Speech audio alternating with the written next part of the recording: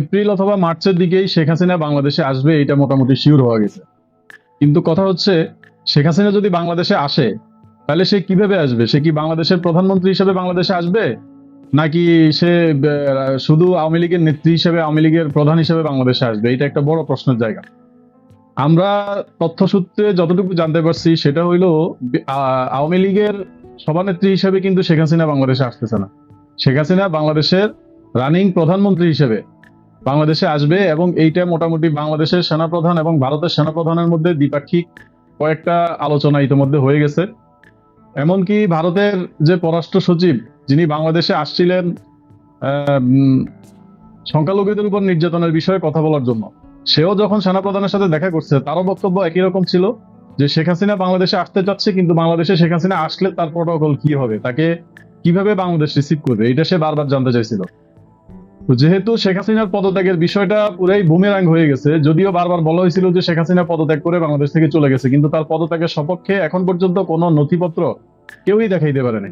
শুধুমাত্র হাইকোর্টের একটা রেফারেন্সের ভিত্তিতে বর্তমান যে ইন্টারিম গভর্নমেন্ট, সেই গভর্নমেন্টটা গঠিত হয়েছে। কিন্তু তারা আবার যে সংবিধানের অধীনে শপথ নিছে, সেই সংবিধানটা কিন্তু ৭২-এর সংবিধান। তো ৭২-এর সংবিধানে যদি তারা ইন্টারিম গভর্নমেন্ট গঠন করা তাদের বৈধ হয়ে থাকে, তাদের সরকার যদি বৈধ হয়ে থাকে, তাইলে শেখ হাসিনাও বাংলাদেশের প্রধানমন্ত্রী এবং বৈধ প্রধানমন্ত্রী, এটাতে কোনো সন্দেহ নেই। এখন বিষয় হইলো, এইটা কেমন একটা জগা খিচুড়ি হয়ে গেছে। বিষয়টা কিভাবে কি করবে, এরকম অনেকগুলো প্রশ্ন আছে। আসলে আমার যেটা মনে হচ্ছে, শেখ হাসিনা ততক্ষণ বাংলাদেশে ঢুকবে না যতক্ষণ না সে বাংলাদেশের প্রধানমন্ত্রী হিসেবে তার যথাযোগ্য মর্যাদা পায়। ততটুকু মর্যাদা না পাইলে সে বাংলাদেশে আসবে না। আবার সে বাংলাদেশে যদি এই মোমেন্টে তার বাংলাদেশে আসাটা এতটাই জরুরি যে সে যদি বাংলাদেশে না আসে, তার নেতাকর্মীরা যেভাবে মামলা হামলার শিকার হচ্ছে, যেভাবে আশাহত হচ্ছে, আওয়ামী লীগ যেভাবে নেতৃত্ব শূন্যতায় ভুগতেছে, এই নেতৃত্ব শূন্যতা থেকে আওয়ামী লীগকে উদ্ধার করার জন্য শেখ হাসিনার কোনো বিকল্প নেই। অতএব শেখ হাসিনা যদি বাংলাদেশে আসে, তাহলে আমরা আশা করতেছি যে সে যদি বাংলাদেশে আসে তাহলে সে ওইভাবে প্রস্তুতি নিয়েই বাংলাদেশে আসবে, এবং বাংলাদেশের বৈধ প্রধানমন্ত্রী হিসেবে ভারত এখন পর্যন্ত তাকে ভারতে আশ্রয় দিয়ে রাখছে, এবং ভারতে সে যথার্থ একটা দেশের প্রধানমন্ত্রী হিসেবে যেটুকু সম্মান, যেটুকু মর্যাদা পাওয়ার দরকার, সেটুকু সম্মান, সেটুকু প্রটোকল কিন্তু সেখানে পাচ্ছে। এটা গোপন সূত্রের ভিত্তিতে শিওর হওয়া গেছে। আপনারা চাইলে ভালোভাবে, যদি ভারতের প্রশাসনিক সংস্থাগুলোতে যদি আপনাদের কেউ থেকে থাকে, আপনারা খোঁজ খবর নিয়ে এটা নিশ্চিত হইতে পারেন যে শেখ হাসিনা ভারতে একজন প্রধানমন্ত্রীর যে মর্যাদা পায়, সে মর্যাদাতেই আছে। এখন যদি সে বাংলাদেশে আসে, তাহলে বাংলাদেশে আসলেও সে বাংলাদেশের বৈধ প্রধানমন্ত্রী হিসেবেই বাংলাদেশে আসবে। এইটা অনেকের জন্য গাত্রদাহের কারণ হয়ে যাইতে পারে। অনেকে মনে করতে পারেন যে আমি আবল তাবল বলতেছি। আপনারা এটা সত্যতাটা খুব তাড়াতাড়ি পেয়ে যাবেন, কারণ এইটা এখন শুধু ঘোষণা বাকি যে শেখ হাসিনা বাংলাদেশে আসতেছে, এবং এইটা যে বাংলাদেশের সরকার যে তার বিরুদ্ধে গ্রেপ্তারি পরোয়ানা জারি করছে, এইটাতে কিন্তু এইটার জন্য যে তাকে কোনোভাবে কিছু করতে পারবে, ব্যাপারটা কিন্তু এমন না। এটা এখন পর্যন্ত এইটুকু নিশ্চিত যে শেখ হাসিনা বাংলাদেশে আসবে, এবং তার যথার্থ নিরাপত্তা নিশ্চিত করেই সে বাংলাদেশে আসবে। এইটা যদি সত্যি সত্যি ঘটেই যায়, এরকম ঘটনা যদি সত্যি সত্যি ঘটেই যায়, তাইলে কয়েকটা প্রবলেম তৈরি হবে এই দেশে। প্রথম কথা হচ্ছে, শেখ হাসিনা যদি দেশের প্রধানমন্ত্রী হয়, তাহলে বর্তমান যে ইউনূস সরকারের রোলটা কি? ইউনূস সরকার কোন সংবিধানের ভিত্তিতে, কোন ক্ষমতার ভিত্তিতে, কিসের ভিত্তিতে সে বাংলাদেশের প্রধান উপদেষ্টা হইলো, কিসের ভিত্তিতে ইন্টারিম গভর্নমেন্ট গঠিত হইলো? এটা একটা অনেক বড় প্রশ্ন। কারণ একজন রানিং প্রধানমন্ত্রী থাকা অবস্থায় আবার একটা ইন্টারিম গভর্নমেন্ট কিভাবে গঠিত হয়, এটা একেবারে পুরোই কনফিউজিং ব্যাপারটা। বিএনপি যে ছাত্রদের অনেক ডাকে সাড়া দেয় না, এর সবচেয়ে বড় কারণ হচ্ছে বিএনপি তো জিনিসগুলা বুঝে। কারণ এই সংবিধানটা তো আর আওয়ামী লীগের রচিত না, এই সংবিধানটা সর্বদলীয় সংবিধান। তো সর্বদলীয় সংবিধানটা যখন রচিত হয়, তখন কিন্তু সব দলের মতামতের ভিত্তিতেই সংবিধানটা লেখা হয়েছিল। এখন ৭২-এর সংবিধান যারা ছুড়ে ফেলে দিয়ে নতুন সংবিধানের কথা বলতেছেন, তারা যেহেতু ৭২-এর সংবিধানের কাঠামোটা জানেন না, ৭২-এর সংবিধান কোন প্রেক্ষাপটে তৈরি হয়েছে, কাদের মতামতের ভিত্তিতে, কারা ওইখানে, কাদের ইনভলভমেন্ট ছিল, এই ইনফরমেশন গুলো যেহেতু তারা জানেন না, সুতরাং তাদের এই দাবিটাও বুমেরাং হয়ে যাবে, এটা বলা যায় নিশ্চিত ভাবে। বিএনপি একটা কারণেই অনেকগুলা বিষয়ে ছাত্রদের সাথে দ্বিমত পোষণ করে। তার সবচেয়ে বড় রিজনটা হচ্ছে বিএনপি স্বাধীনতাকামী দল, বিএনপি মুক্তিযুদ্ধে অংশ নেওয়া দল। শহীদ প্রেসিডেন্ট জিয়াউর রহমান বীর উত্তম, তিনি একজন সক্রিয় মুক্তিযোদ্ধা হিসেবে তাকে বিবেচনা করা হয়, তাকে বীর উত্তম খেতাব দেওয়া হয়েছিল স্বাধীনতা পরবর্তী সময়ে। অতএব তারা, বিএনপি এটা বুঝে যে বাংলাদেশের মুক্তিযুদ্ধকে যদি অস্বীকার করা হয়, ৭১-এর মুক্তিযুদ্ধকে যদি অস্বীকার করা হয়, ৭২-এর সংবিধানকে যদি অস্বীকার করা হয়, তাহলে আলটিমেট বাংলাদেশের নিজেরই কোনো অস্তিত্ব থাকে না। বাংলাদেশ নামটাই আর আসলে বিলং করে না।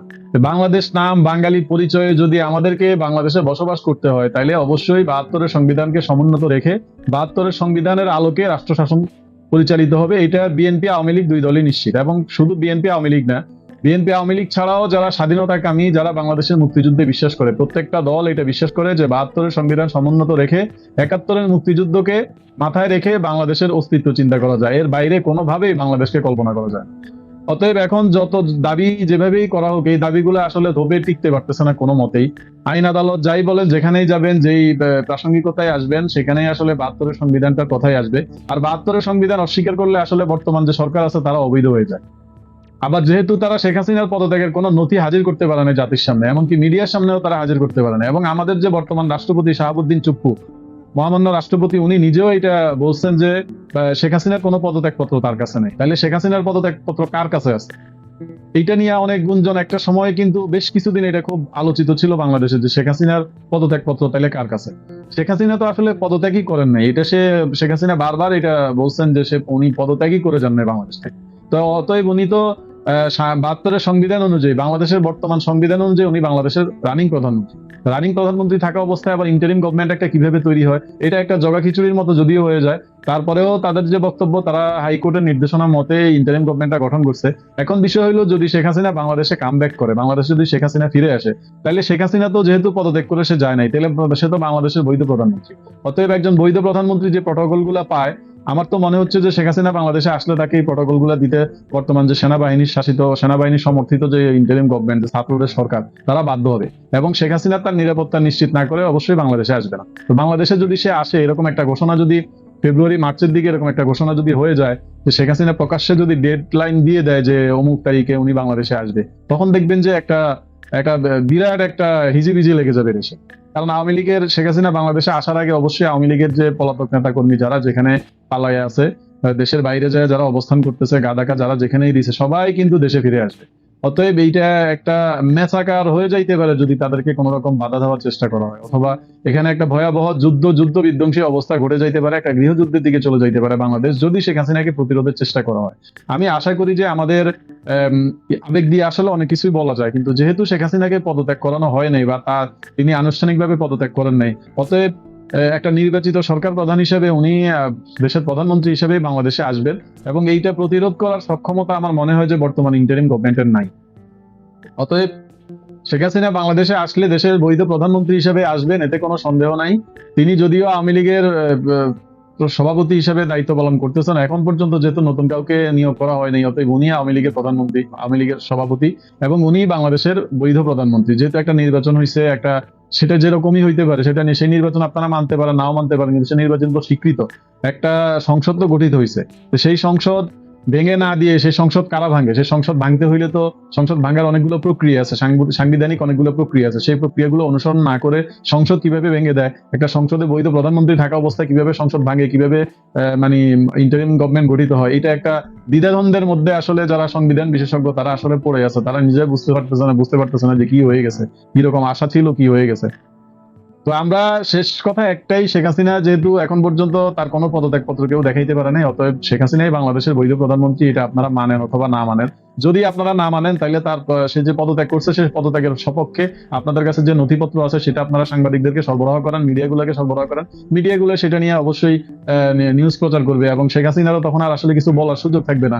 তখনকার ব্যাপারটা আলাদা হবে, যেহেতু আপনারা কেউই শেখ হাসিনার কোনো পদত্যাগপত্র দেখাইতে পারেন নাই, এবং রাষ্ট্রপতি নিজেও বলতেছে যে শেখ হাসিনার কোনো পদত্যাগপত্র নাই। নিয়ম অনুযায়ী তো শেখ হাসিনা পদত্যাগ করলে সে পদত্যাগপত্রটা রাষ্ট্রপতির কাছেই দিবে। যেহেতু রাষ্ট্রপতি বলতেছে সে কোনো পদত্যাগপত্র পায় নাই, তাইলে শেখ হাসিনা পদত্যাগও করেনি। অতএব শেখ হাসিনা বাংলাদেশে আসলে বাংলাদেশের বৈধ প্রধানমন্ত্রী হিসেবেই মানুষ তাকে গ্রহণ করবে, এবং প্রশাসনিক যারা দায়িত্বপ্রাপ্ত তাদের অবশ্যই শেখ হাসিনাকে বৈধ প্রধান